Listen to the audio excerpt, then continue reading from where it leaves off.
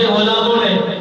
میرے نبی کی بارگاہ میں عرض کیا رسول اللہ جتنا جتنا دور دراز سے لوگ آتے ہیں کیا زمین کے ہر ذرہ قیامت کی صبح ان لوگوں کے لیے گواہی پیش کرے گا؟ میرے مصطفیٰ نے فرمایا ہاں ہاں انہی کے لیے گواہی پیش ہوگی جتنا قدم چل کے آتے ہیں، گواہیاں پیش ہوتی ہے، گناہ مٹ جاتے ہیں، درجات کی بلندی ہو جاتی ہے، کروٹ کروٹ سکون بھی ملتا ہے، جسم میں تر و تازگی بھی ملتی ہے، اور ہر قدم پر نیکیاں لکھی جاتی ہیں، ہر ذرہ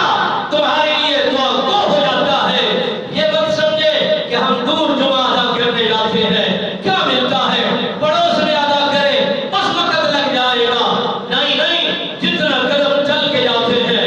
برکت بھی ملتی ہے، رحمت بھی ملتی ہے، اعزاز بھی ملتا ہے، خدا کی رحمت کے وسائل بھی بنتے ہیں۔ جب قیامت کی صبح جب اللہ کی بارگاہ میں ہر فرد انسان کو پیش کیا جائے گا،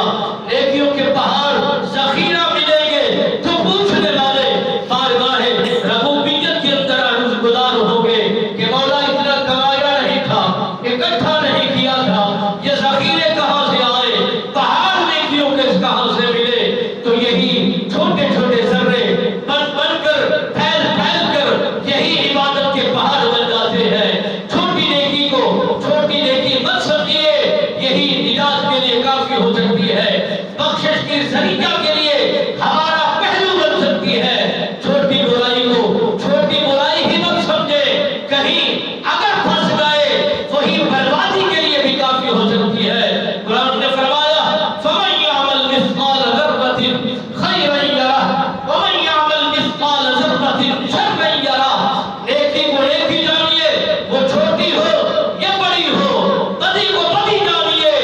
چاہے وہ چھوٹی ہو یا بڑی ہو، بربادی کے لیے ایک جملہ کافی ہو جاتا ہے، تباہی کے لیے